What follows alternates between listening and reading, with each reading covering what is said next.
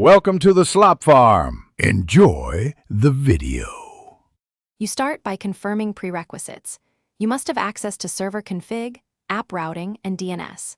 Once confirmed, clear browser cache and test in incognito to isolate client-side issues.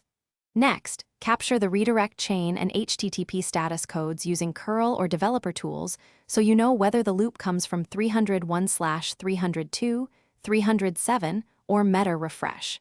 Make sure to note server names and timestamps. This information will guide targeted edits instead of guessing at causes. Once you have the chain, trace each hop.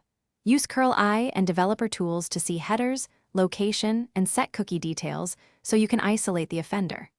Then inspect nginx/apache configs and any reverse proxy or CDN rules. Misordered rewrite rules often cause loops.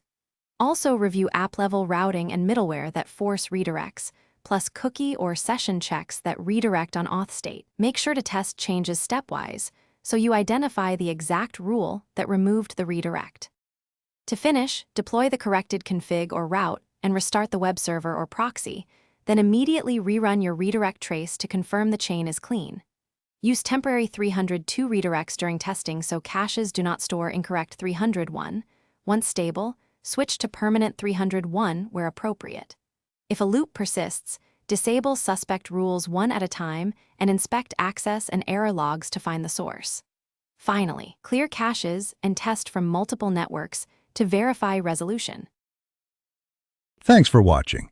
Consider subscribing if we helped you today.